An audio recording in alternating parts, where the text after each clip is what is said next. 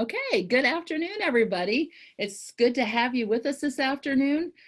For the past several years, we've either done a quilt show at the library, or I think the last 2 or 3 years, Lisa, we've done a quilt turning. Does that sound right to you?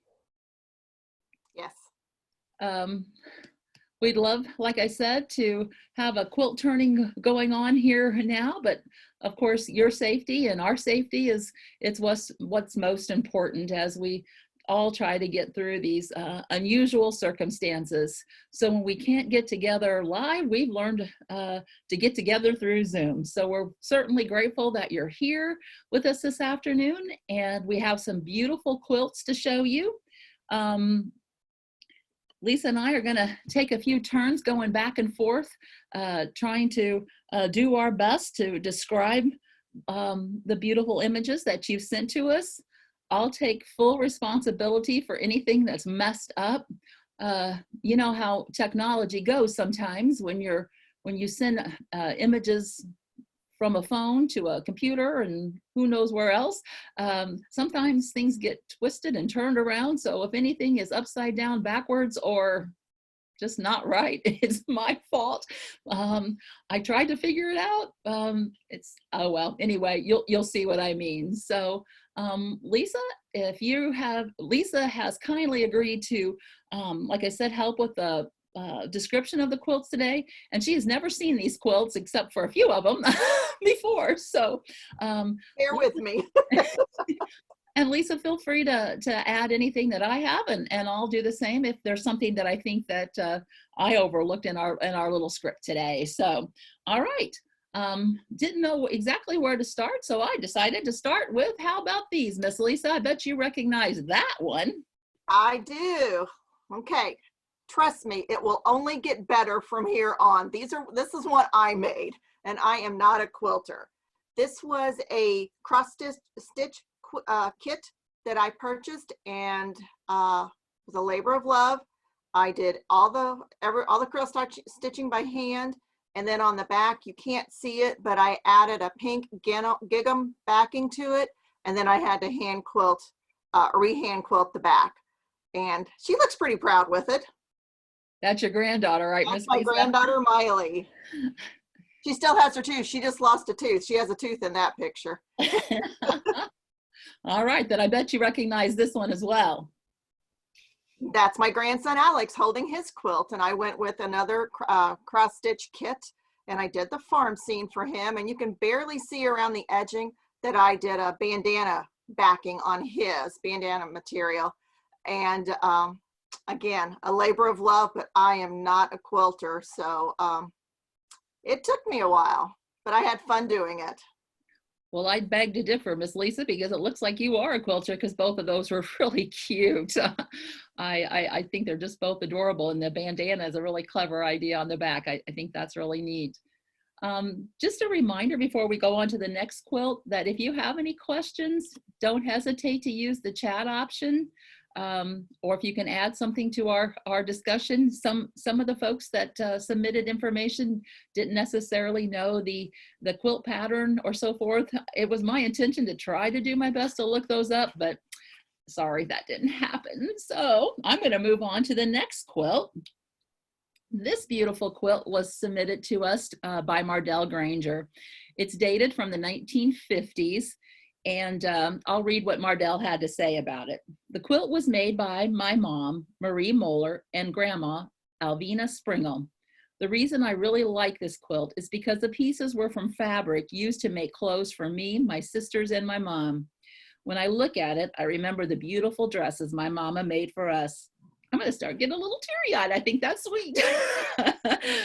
A lot of the fabric was from feed sacks. My mom was talented seamstress. Both my mom and grandma were excellent quilters who made such small, delicate stitches.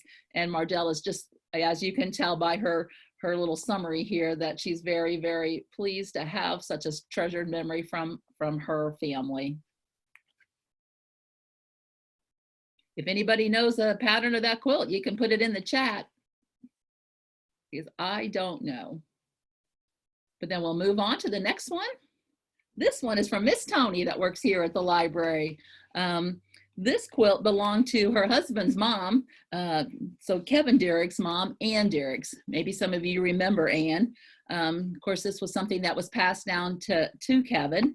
And they're pretty sure she won it at a St. Mary's or KC bingo. I don't know if any of our St. Mary's ladies out there may have a memory of actually making this quilt. But anyway, this quilt now belongs to Kevin Derrick's, and it was a gift from his mom, Ann Derrick's.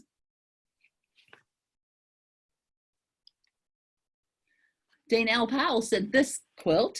The quilt is a pinwheel design. It was hand-pieced and quilted by Danelle's mom, Joan Gross. It was given to Danelle as a wedding gift in April 2011. All the pretty colors on that.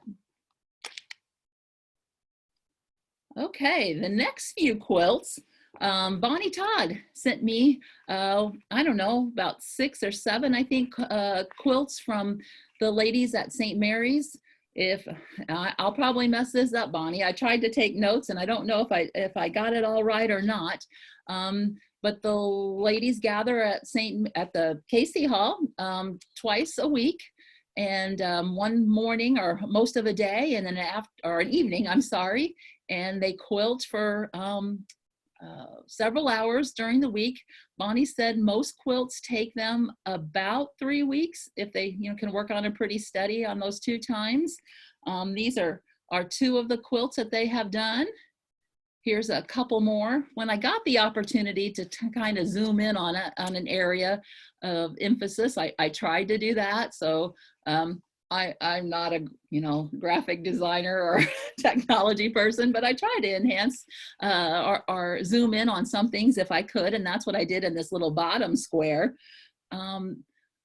Bonnie also told me that this quilting is a major fundraiser for the Sodality. Is that right, Miss Lisa? Am I saying that right? The Sodality of St. Mary's, and that they have a list of probably 20 or more quilts that they're trying to get done.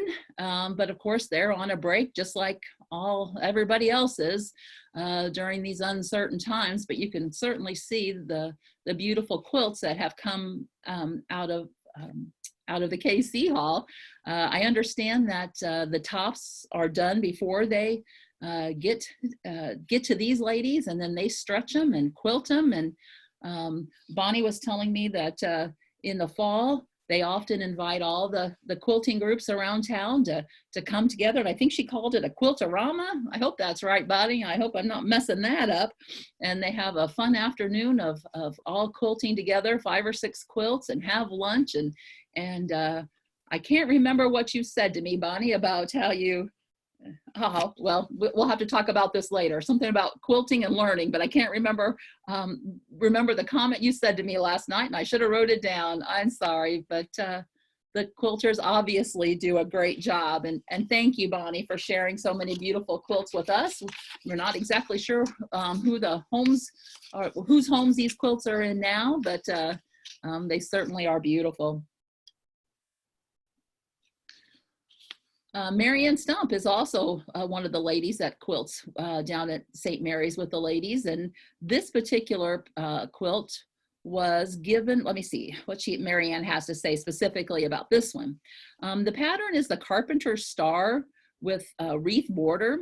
She made it from Christmas fabric given to her by a friend, Pat Potler, from Pat's mother's stash of material. This is one of Marianne's favorite patterns, and you can see down in the or off to the right of the screen, she also has a painting done by her daughter Beth of a similar pattern. So the smaller image on your screen is a painting that Beth Stump Bell did, and we all know how talented Beth is. So that talent must run in the family, Miss Lisa. I believe so. It's beautiful, isn't it? All right, Miss Lisa, are you going to take the next one? I will. This one was submitted by Linda Stallman, and it was the quilt was made by Sarah Sanders, Linda's great aunt. It was started when Sarah thought she was pregnant, and when she didn't have children, she finished it as a full-size quilt. You might think that she was wanting a girl, but at the time, pink was a boy's color. And then Linda considered her like a loving grandmother. So this quilt is very, very special to Linda. All right, Miss Lisa, this next one, and thank you very much, Linda, for submitting that. I can tell that it's another one of those treasured memory keepsakes.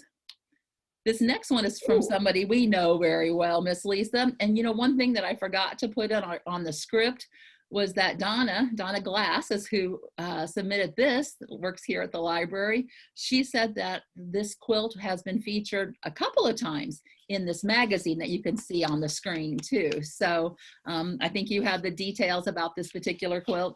I do. This is called Flag of Freedom by Mary Ann Fawn's Quilt of Valor, and it was made by Donna Glass for her son-in-law, Master Sergeant Darrell W. Walls, on his retirement from the United States Army. It was quilted by Doretta Newsel, made in Chester, and presented to him on June 25th, 2015. And she says, lots of love, Darrell. So you can see that, I assume, Donna, that label that is on the back of the quilt. You were a little garbled there. What was that? I was saying that the label that you just read and we see on the top of the screen was on the back of the quilt, we assume. Yes. Very beautiful, Donna. Thanks so much for sharing that with us. This next quilt was submitted by Joni Searles. As you can see, it's another one of those treasures of different patterns and colors and so forth. It was made specially for Joni in 2016 as a Christmas gift. It was pieced together by Leanne Holloway Ballou. We had to ask Donna how to say some of those names in the last one. Well, Leanne's name is a little unusual too, so I've been contacting people about speaking them correctly, and I hope we're doing them justice. Leanne had someone else machine quilted, but the materials are reproductions of Civil War prints. Joni loves the prints, colors, and especially that it's the gift from Leanne. You can see the little tag on the bottom corner, the back of the quilt, and the pattern of this quilt is called the Tennessee Waltz. All right, turning the page. Donna Young submitted this beauty, red and white quilt. The quilt was made by Donna's grandma, Norma Bodenschatz. Well, I hope I got that one right. With help from her grandpa, from Donna's grandpa and his sister over a period of many, many years. It was finished in the late 1980s. The red and white material for the top, not the border, was bought in the late 1920s. And you can kind of tell the different shades, she says, in some of the pictures that she submitted. The pieces for the top were cut in the 1930s, sewn together in the 40s, and left unfinished until her grandma and grandpa moved from their farm in McBride, Missouri, to Perryville in the mid-40s. Grandma and grandpa quilted it and finished it for Donna around 1989, and they gave it to her as a birthday present. Her grandpa was nearly 90 years old and her grandma in her 80s at that time. Donna says she still has a card to go with it. So you can see she has it displayed on a beautiful quilt rack. So another one of those family treasures. All right, Miss Lisa, I think you have the next four. I do. These were submitted by Rosemary Bird.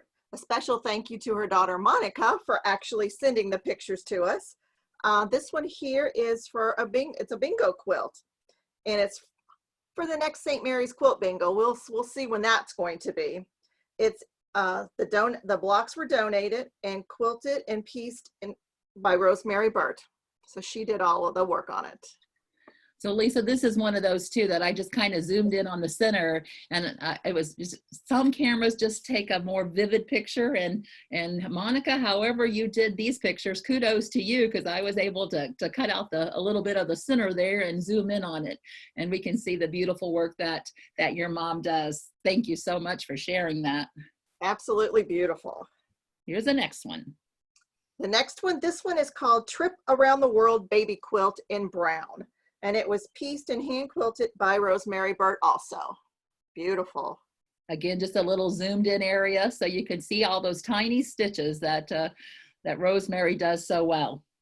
I appreciate you not zooming in on mine.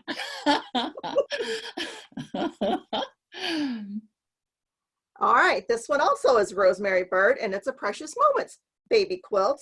And the blocks were embroidered and hand quilted also by Rosemary. Such pretty colors, Rosemary. Thanks so much for sharing that. Lots of love in there. Oh, and I love the colors on this one, Lisa. Ooh, yes. Another rosemary. This one's called Adalia, and it was quilted and hand quilted and pieced again by Rosemary. She is so, so talented. All right, I had to turn my page. All right, the next quilt we have is another beauty. This one belongs to Imogene McDonough, and I thank Imogene for letting us share it today. It was, I'll start at the beginning.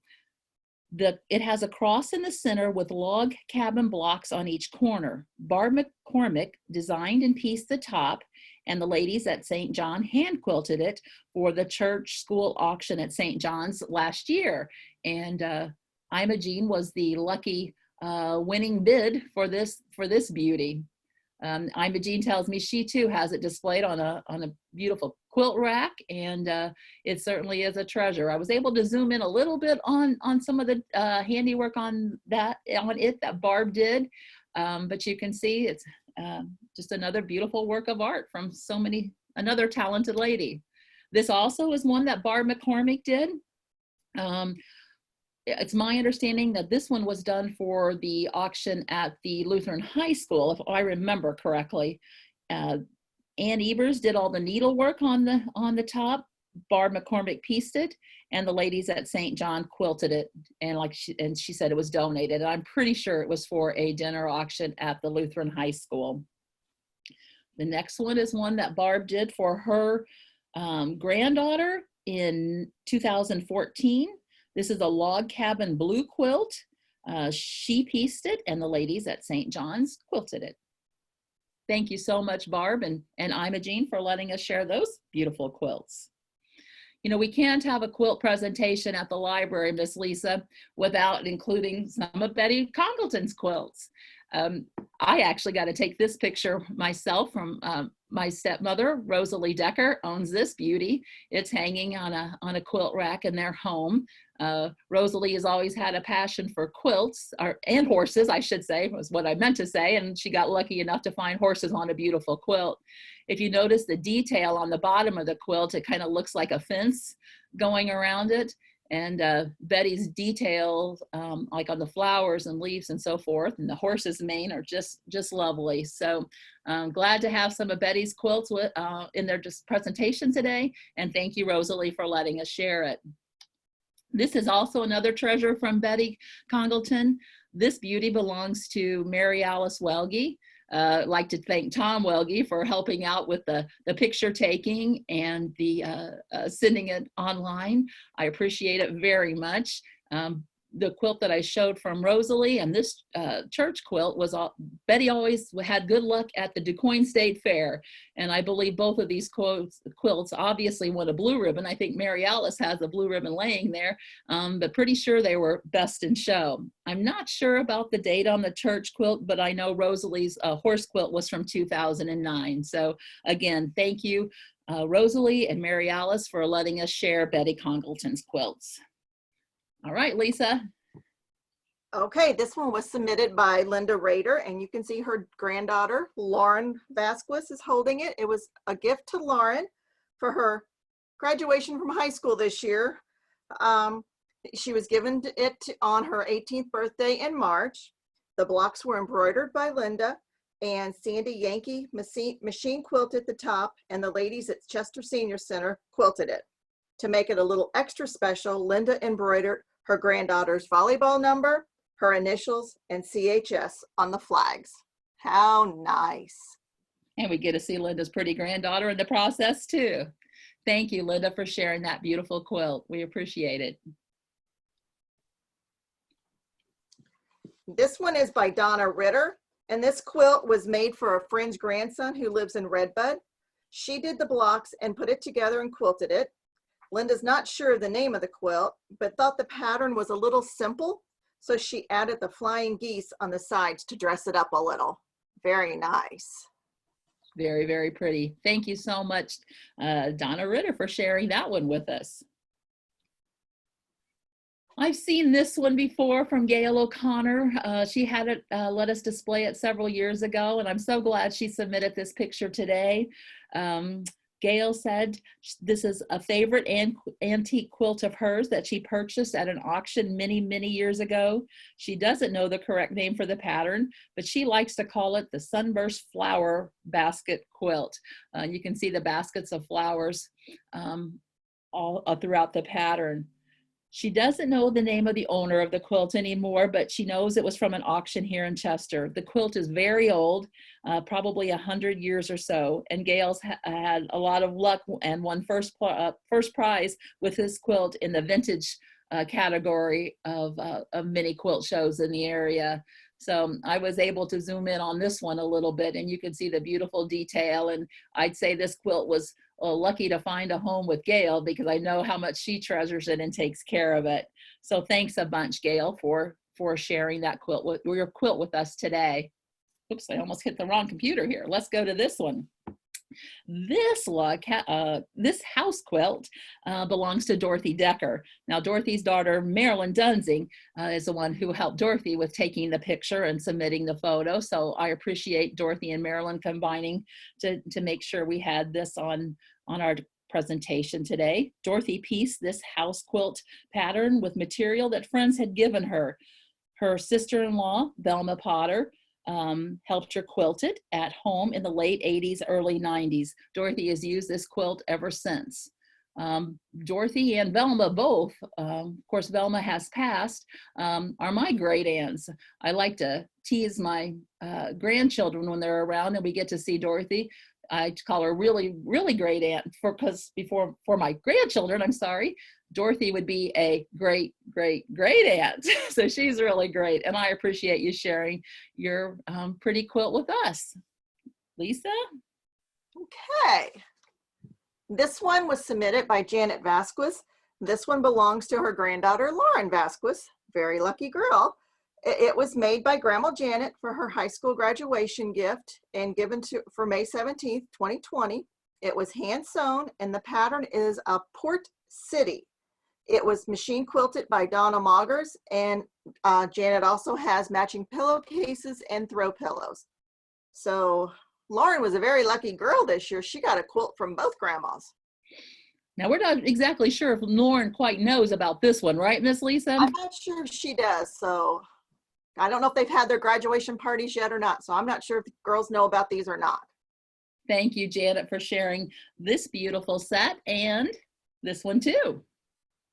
Okay, this one is also one from Janet Vasquez. You can't make one granddaughter without the other one. So this one belongs to Mallory Vasquez. Janet made it for her high school graduation gift, May 17th, 2020. It was sewn by machine from Jelly Rolls, and it was machine quilted by Donna Malgers. And again, there's pillowcases and throw pillows to match. Beautiful, beautiful. Lucky granddaughters. That's for sure. Such pretty colors. Thank you, Janet, for sharing. Okay, this pretty quilt belongs to Bridget Stubitz. Bridget worked here at the library for a while, and she's a talented quilter, as you can see. According to her information here, she'd much rather be piecing than quilting, I think, is how she described it. This particular quilt is an altered version of the City Park quilt pattern put out by Cherry House Quilts. Its finished size is 36 by 45. Looks so pretty on the green grass, doesn't it? All right. This next quilt from Bridget as well is called a Yellow Star Scrappy Batik, B-A-T-I-K. I'm not sure if I'm saying that right, quilt. It was pieced by Bridget. Let's see. Its finished size is 46 by 55 inches. It was done around 2000, pieced in 2003 and quilted in 2007 by Donna Moggers. We've heard Donna's name come up before in our quilting world, I know. It has 437 blocks and hand-dyed fabric on the back. So you can kind of see that in the smaller image, the hand-dyed fabric on the back. The final quilt from Bridget is called a 3,332 piece scrappy log cabin quilt top. Wow, that's a lot of pieces. This one has not been quilted yet. but it took her over 3 months to do all the quilting. And you can see one of the images has a quarter laying on the squares, just to give you an idea about some of the sizes of those tiny squares. So thanks a bunch, Bridget, for sharing your pretty quilts with us. This one was submitted by Jeannie Wagner. It's the embroidered rose quilt, hand embroidered and quilting, done by Ida Berry, her grandmother, about 60 years ago. Beautiful. This is called, if you haven't guessed it, the Red Poppy quilt, and it was hand applicated by Lena Klass, Ken Wagner's grandmother, and then machine quilted. And this one's about 40 years old, 100 years old, made by Jeannie's grandmother, Jeannie Smith Brown, and it was hand pieced and hand quilted by her grandmother. Well, we've gotten to know Jeanette Smith at our book discussions, and we're so glad that she was able to send some pictures today. This this quilt was machine pieced in 2002 by Jeanette Smith. The pattern is called Card Trick. This is interesting to me. It's hand quilted by the Mennonite ladies in Pennsylvania. So this, oh, wow. This quilt's taken a trip. Jeanette used to take quilts to Joyce's Quilt Shop in Benton, Illinois. Maybe some of you remember Joyce's. When Joyce would take quilts to Pennsylvania in the spring and to see her family, and then she would take numerous quilt tops, with her, and then bring back the finished quilts on the next trip. The shop is no longer open in Benton, but Jeanette has fond memories of going there and remember the 4 little girls who used to help run the shop. Very pretty, Jeanette. Thanks for sharing. And this one is also from Jeanette. It's a maple leaf quilt machine pieced in 1991 by Jeanette Smith of Stillville. Jeanette quilted it. It was machine quilted by Betty Cathcart of Marissa, Illinois. And this one is called Maple Leaves. Very, very pretty. You know, time goes really fast when we talk, Miss Lisa. We know how that goes. And the last quilt today is one that my grandma Raymer made for Ron and I when we got married. My grandma's name was Alma Raymer, and we were married in 1982. So this quilt's 38 years old or so, and she gave it to me at my bridal shower. So this is a special memory for me. We hope you all enjoyed the beautiful quilts today. I am going to open up the floor if anybody has any questions or comments about the quilts. But before I do that, I'd just like to remind everybody that we have a special presentation this Sunday. Jamie Garner is going to be joining us on Mother's Day for a special interview, and we hope you all consider joining us again then.